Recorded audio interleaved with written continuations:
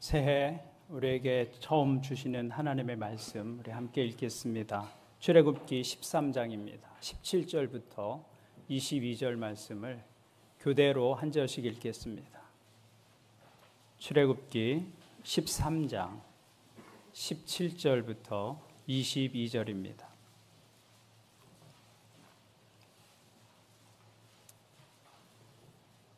우리 교대로 한 절씩 읽겠습니다.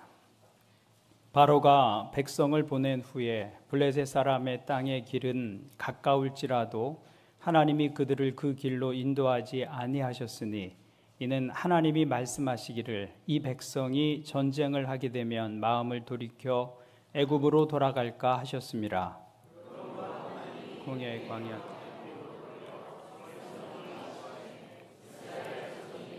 땅에서 대열을 지어 나올 때 모세가 요셉의 유고를 가졌으니 이는 요셉이 이스라엘 자손으로 단단히 맹세하게 하여 이르기를 하나님이 반드시 너희를 찾아오시리니 너희는 내 유고를 여기서 가지고 나가라 하였음이더라.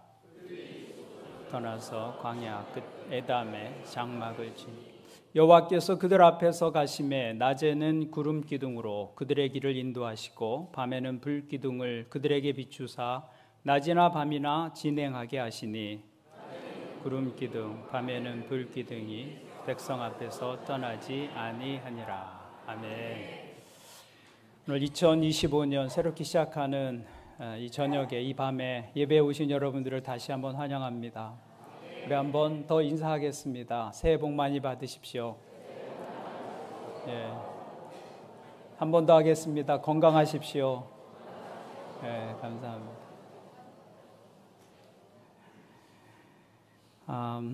2025년이 이제 시작이 됐습니다. 새해를 맞이할 때 사람들은 새로운 기대와 또 희망을 가지기 마련입니다. 그런데 올해는 우리가 그런 마음의 여유를 갖기가 참 어려운 상황이 되었습니다. 지난 연말은 정말 숨 고를 틈이 없을 정도로 경랑의 시간을 우리가 보내야만 했습니다. 우리 역사에서 다시는 경험하지 말아야 할 일들이 45년 만에 다시 경험할 수 있다는 엄청난 사실 앞에서 우리는 놀라고 또 가슴 뛰는 경험, 이럴 수 있을까? 이게 현실인가? 그런 경험을 했습니다.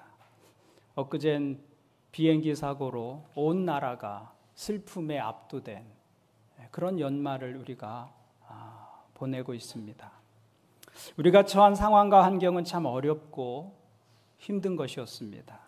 그래도 지난 한 해 동안 변함없는 모습으로 함께해 주신 성도님들 때문에 교회가 여기까지 오게 된 것 진심으로 감사의 마음을 전합니다. 하나님께서 여러분의 수고와 섬김을 기억하시고 복 주시고 더 많은 삶의 열매로 함께해 주시기를 축복합니다. 오늘 2025년 첫 시간인데 돌아보면 힘들고 어려운 상황에서도 시간은 참 빨리 흘렀다. 그런 실감하게 됩니다. 힘들고 어려웠지만 돌아보면 순식간이었구나. 제가 1월 21일 날 수도교회를 왔습니다. 벌써 1년이 지났어요. 순식간에 지났어요. 우리가 어떤 상황에 처해 있든지 시간은 흘러갑니다.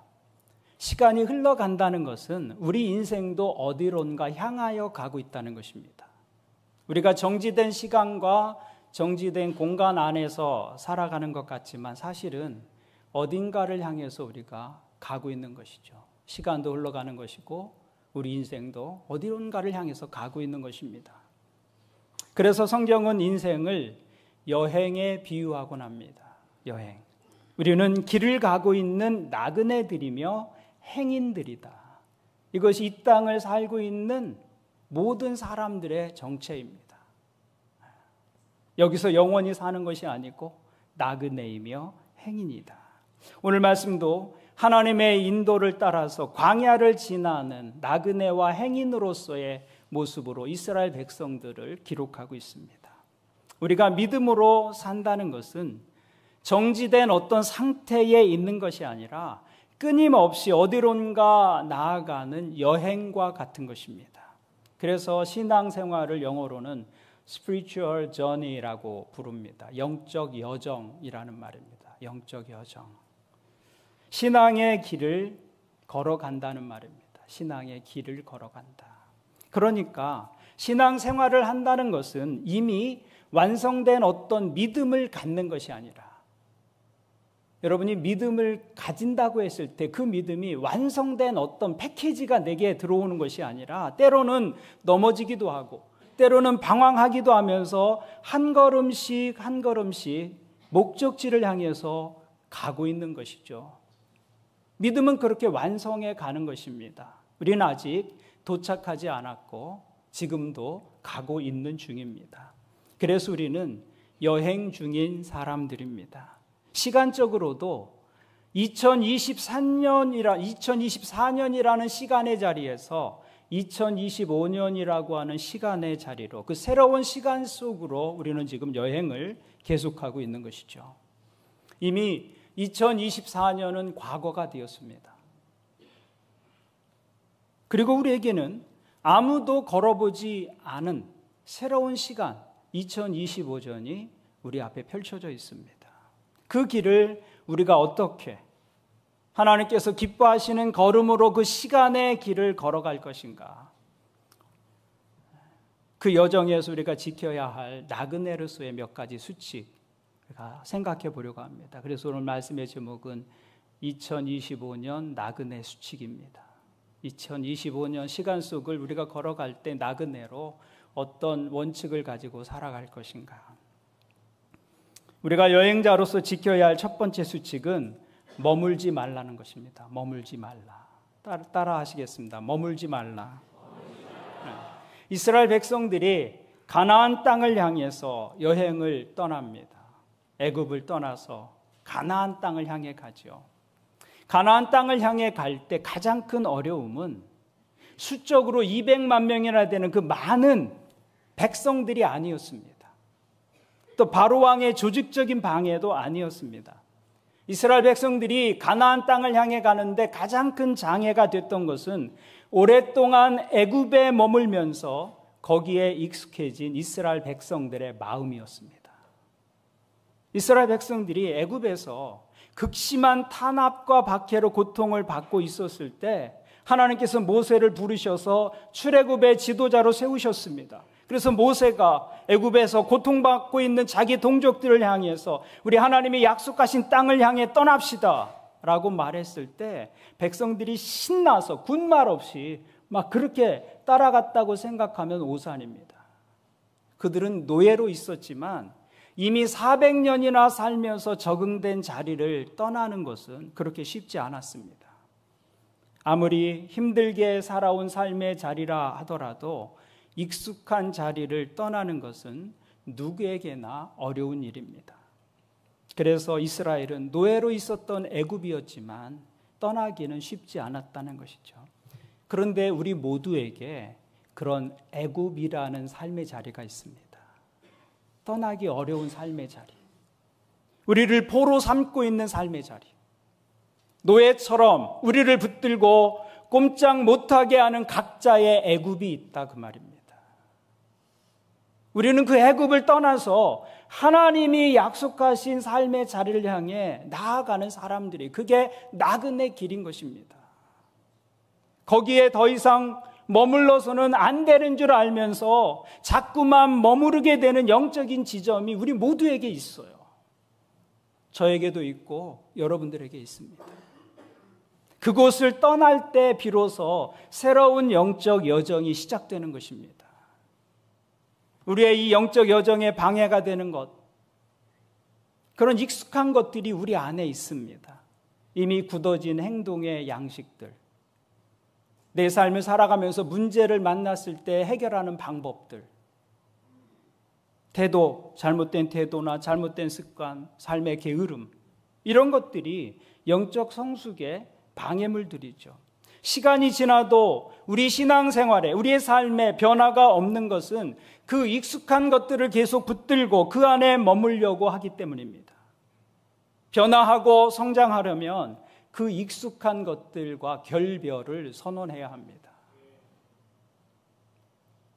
거기가 우리가 떠나야 하는 애굽인 것이죠. 애굽. 저에게도 그 애굽이 있고 여러분들에게도 그 애굽이 있습니다. 여러분의 애굽은 무엇입니까? 어떤 사람에게 그 애굽은 기도 없이 사는 삶일 수 있습니다. 그 애굽 떠나라는 거예요. 기도 없이 네 생각대로 살아가는 그 애굽을 떠나라. 내 생각과 내 지혜로만 살아가는 그 삶이 나의 애굽이죠.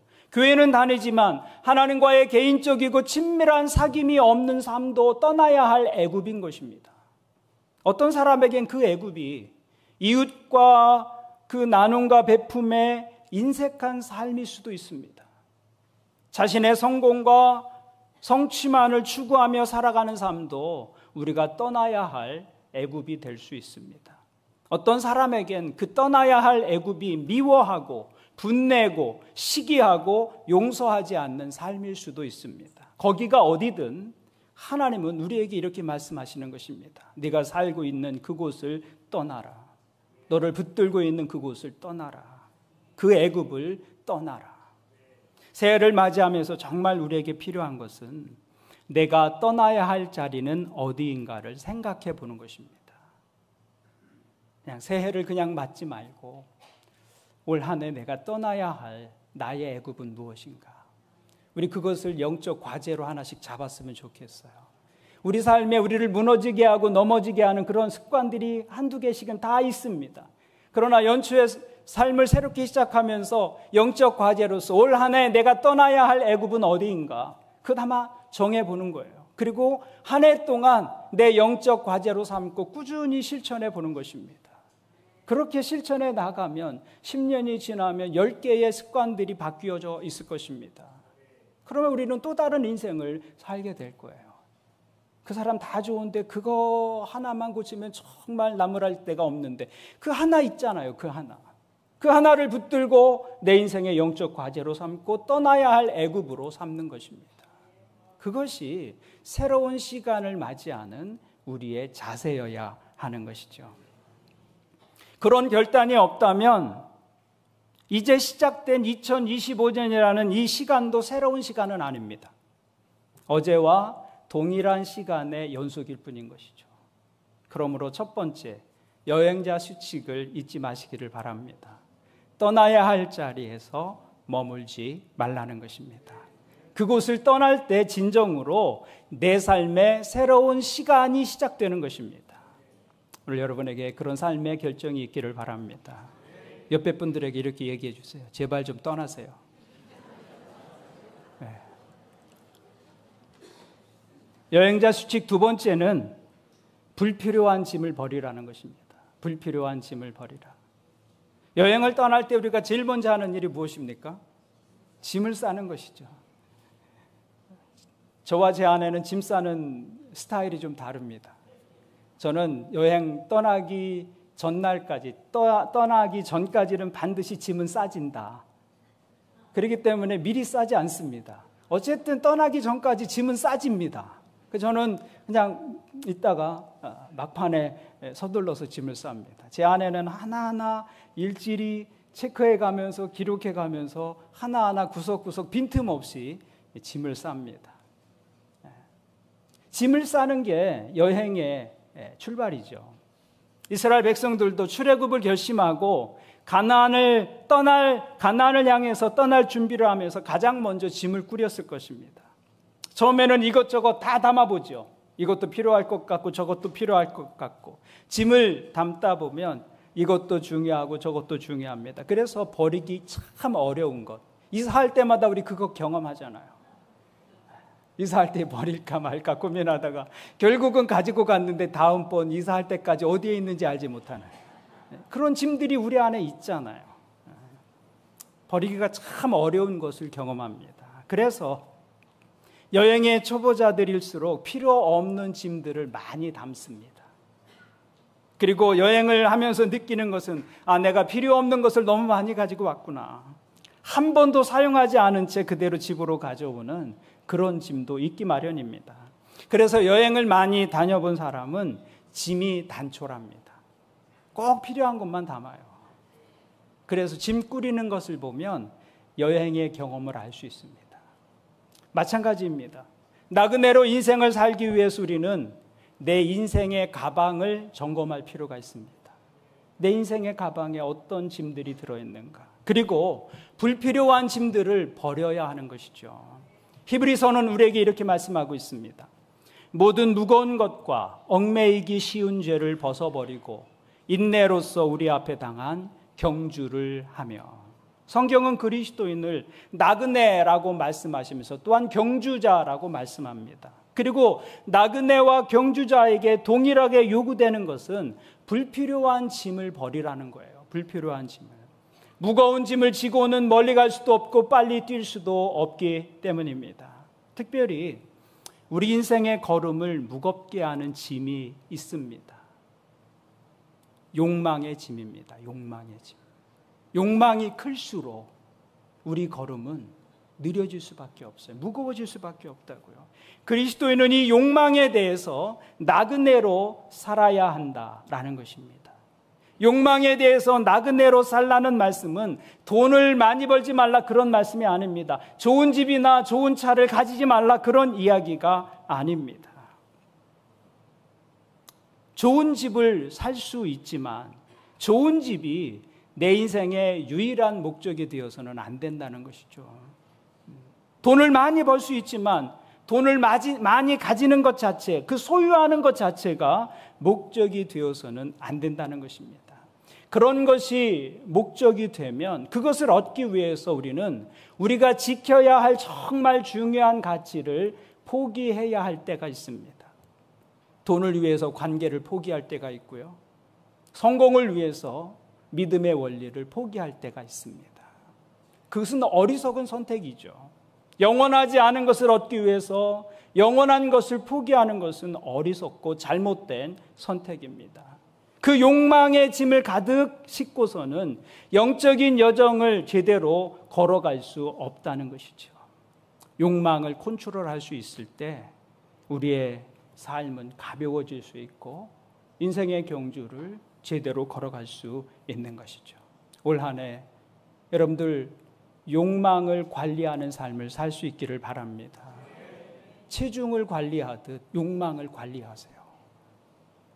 그것이 나그네로 우리에게 주어진 시간의 걸음을 걸어갈 때 꼭 필요한 부분입니다. 또 하나, 우리의 삶을 무겁게 하는 짐이 있는데 그것은 감정의 짐입니다. 감정의 짐. 한 해를 보내면서 여러분의 감정의 짐을 한번 들여다보세요. 그것을 한번 점검해 보십시오. 너무 무거운 감정의 짐이 여러분의 인생의 배낭에 담겨져 있지는 않은가?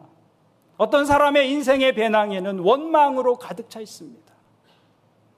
불만으로 가득 차 있는 분도 있고 비판과 정죄로 가득 찬 그 무거운 배낭을 지고 인생을 살아가는 사람들도 있습니다. 그 감정으로 인한 삶의 에너지의 낭비가 너무 심합니다.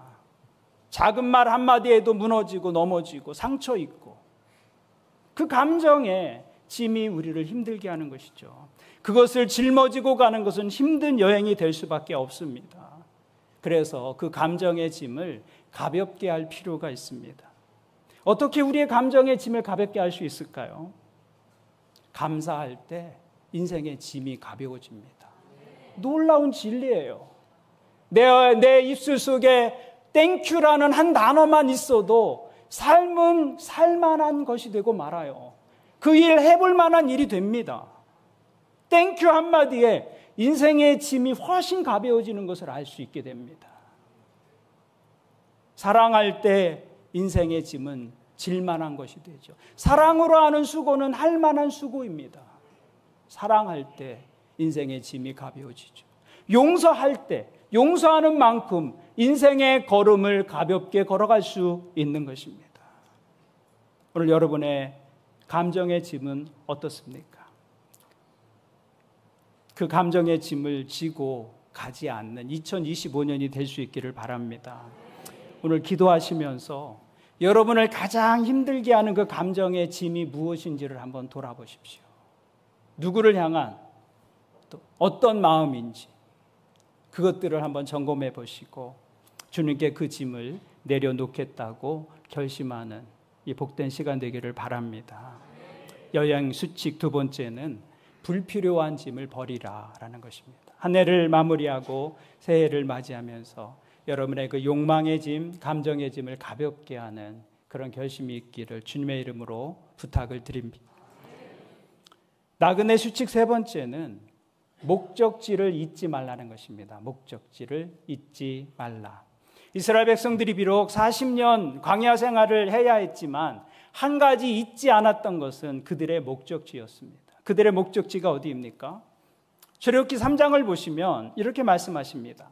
내가 내려가서 그들을 애굽인의 손에서 건져내고 그들을 그 땅에서 인도하여 아름답고 광대한 땅, 젖과 꿀이 흐르는 땅, 곧 가나안 족속, 헷 족속, 아모리 족속, 브리스 족속, 히위 족속, 여부수 족속의 지방에 데려가려 하노라. 이스라엘 백성들은 하나님께서 약속하신 이 목적지, 젖과 꿀이 흐르는 땅, 그 가나안 땅을 잊지 않았다는 것입니다. 여러분, 목적지를 잊어버리면 여행이 아닙니다. 방황입니다. 여러분, 살면서 목적지가 없이 산다면 여행이 아니고 방황일 수밖에 없는 거예요. 그때부터는 여행자가 아니라 유랑자가 됩니다. 유랑자. 목적지가 없는 걸음은 여행이 될 수 없는 것이죠. 이스라엘 백성들은 여행 중에 엄청난 방황을 했습니다. 그래서 3, 4개월이면 능히 갈 수 있는 거리였는데 가나안 땅이, 그런데 40년이나 걸려서 그 땅을 가게 됩니다. 그들의 방황이 얼마나 길고 힘들었는지 알 수 있습니다. 이스라엘 백성들의 그 여행의 목적지는 젖과 꿀이 흐르는 가나안 땅이었습니다. 그런데 그 광야를 지나는 동안 그들은 불평과 불만과 고집스러운 반역으로 인해서 여러 번 혼란에 빠집니다. 그리고 그럴 때마다 여행이 길어집니다. 그렇게 방황한 세월이 40년입니다. 40년. 그런데도 그들이 그 길고 긴 방황과 유랑을 거듭했음에도 불구하고 가나안 땅에 들어갈 수 있었던 것은 목적지를 잊지 않았기 때문이다라는 것입니다. 여러분, 우리 인생의 목적지는 어디입니까? 어떤 사람의 삶의 목적지는 많이 소유하는 것입니다. 많이 소유하는 것. 내 인생의 유일한 목적지는 거기에요. 어떤 사람의 인생의 목적지는 높은 자리에 오르는 것이 되고, 어떤 사람의 삶의 목적지는 자녀들이 성공하는 것이 될 수도 있습니다. 그런 바람들이 잘못되었다라고 말씀드리는 것이 아닙니다. 그런 바람들이 우리 인생의 여행 중에서 충분히 품을 수 있는 바람들입니다. 그런데 분명하게 알아야 할 것은 그것들이 우리의 여행의 최종 목적지는 아니라는 것입니다. 단순히 많이 소유하는 것, 단순히 건강하게 사는 것, 단순히 높은 자리에 오르는 것, 단순히 자녀들이 성공하는 삶을 살아가는 것, 그것은 우리 여행의 최종 목적지가 될 수는 없습니다. 우리가 그런 것을 내 삶의 목표로 삼게 될 때 우리는 무엇을 연료로 사용하느냐면 탐욕을 연료로 사용해서 살게 됩니다. 탐욕을 연료로 태워요. 탐욕이 인생의 연료가 되면 탐욕과 함께 더 소중하고 가치 있는 것들이 함께 타버리고 맙니다. 그래서 정말 잃어버리지 말아야 할 것들을 그 탐욕 때문에 잃어버리게 되는 경우가 비일비재합니다. 그렇다면 우리의 영적 여정의 목적지는 어디인가라는 것이죠. 우리가 가야 할 인생의 목적지는 하나님과 함께 살아가는 땅입니다. 가나안 땅의 본질은 하나님이 거기 계시고 하나님과 우리가 함께 살아가는 땅, 거기가 가나안 땅이에요. 애굽은 온갖 우상들이 득실득실되는 땅이었어요. 욕망이 득실되는 곳이었습니다. 근데 그 땅을 떠나서 하나님과 함께하는 땅, 가나안 땅으로 가는 것, 그것이 우리 인생의 목적지다라는 것이죠. 그 땅을 출애굽기에서는 젖과 꿀이 흐르는 땅, 가나안 이렇게 부르고 있는 것이죠. 이 젖과 꿀이 흐르는 땅은 하나님께서 약속하신 땅입니다. 에덴 동산을 비유하는 것이기도 하고 또 천국의 다른 비유가 될 수도 있습니다. 애굽은 제약된 세상의 비유가 되고 가나안 땅은 잃어버린 에덴, 하나님의 나라, 그것을 비유하는 상징이 되기도 합니다. 그러면 에덴은 어디냐라는 거예요. 태초의 에덴. 태초의 에덴은 하나님과 인간이 분리되지 않고 살았던 장소였어요. 하나님과 인간이 한 동산 안에 살았다고요. 성경은 우리 여행의 목적지가 바로 거기라고 말씀하고 있는 것입니다. 에덴에서 분리되었던 하나님과 인간이 다시 하나가 되는 것, 그것이 우리 인생의 목적지다. 그것은 죽음 이후에 사후세계에 가야만 이루어지는 일이 아니고 이 땅에 사는 동안에 하나님과 우리가 하나 되어서 하나님과 함께 걸어가고 하나님과 함께 살아가는 것이 우리의 여행의 목적이라고 성경은 말씀하고 있는 것이죠. 그래서 그 삶의 여정을 걷다 보면, 하나님과 함께하는 삶의 여정을 걷다 보면 우리가 예수 그리스도를 닮은 아름다운 또 성숙한 그리스도인으로 자라게 되는 것입니다. 지금까지 내가 내 인생의 주인이 되어서 내가 결정하고 내가 선택하고 내 방법대로 살아왔다면 이제는 하나님과 하나 된 삶을 회복하고 하나님과 더불어 살아가는 삶의 자리로 이동하는 것, 그것이 우리의 여행의 목적이고 우리의 여행의 자리다라는 것입니다. 물리적인 어디로 가는 것이 아니라 하나님과 함께 살아가는 삶의 자리로의 이동, 그것이 모든 그리스도인의 여행의 목적지가 되어야 한다라는 말씀입니다. 그렇게 살다 보면 우리가 예수님 닮은 사람이 됩니다. 성숙한 그리스도인이 되는 것이죠. 그래서 더 사랑하고 더 용서하고 더 나누고 더 베풀고 더 섬기는 삶을 살게 되는 것, 그것이 우리의 영적 여행의 목적지다라는 것입니다. 그 목적지에 도달하기 위해서 우리 결심해야 할 것이 있습니다. 새해라고 하는 것은 우리가 사용하는 이 물리적 시간이 새로워지는 것이 아닙니다. 우리가 지금도 시간을 사용하고 있잖아요. 근데 이 시간, 물리적 시간이 새로워지는 것이 아니죠. 그 시간은 언제나 동일합니다. 중요한 것은 그 시간 속에서 살아가는 그 사람의 생각과 태도가 새로워지는 것이고 그 사람이 맺고 있는 하나님과의 관계, 사람과의 관계가 새로워지는 것. 바로 그때 우리의 시간이 새로워지는 것이죠. 그것이 우리가 시간 속에서 믿음으로 걷는 여행이다라는 것입니다.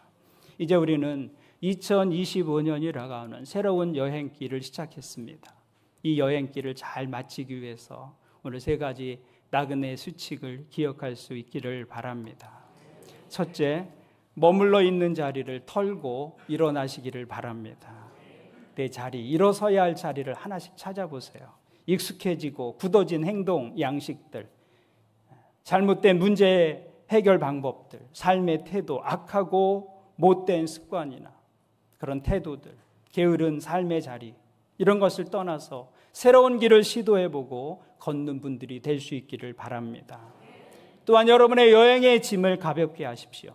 더 가지려고 하는 유혹과 싸워야 할 것이고 마음을 무겁게 하는 이 감정의 짐을 덜어버리려고 노력해야 합니다.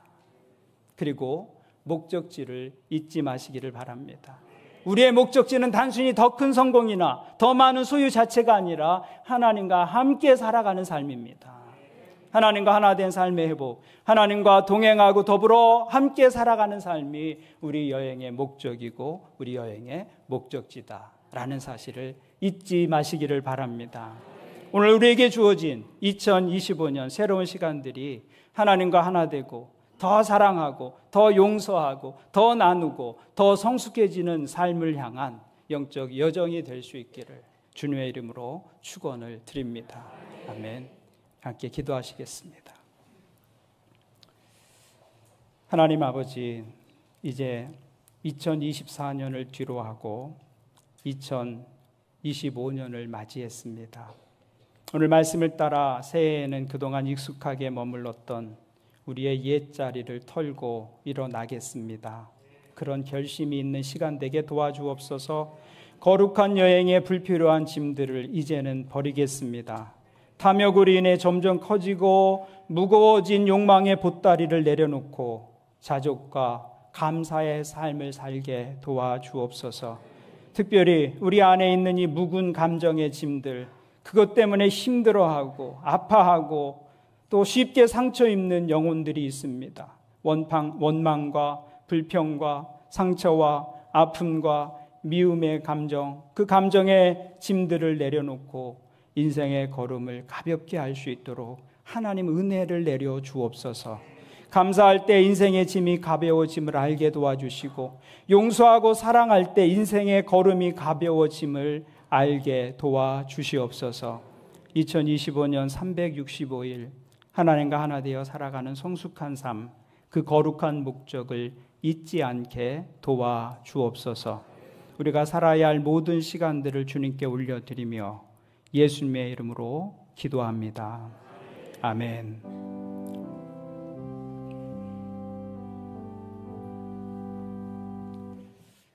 말씀을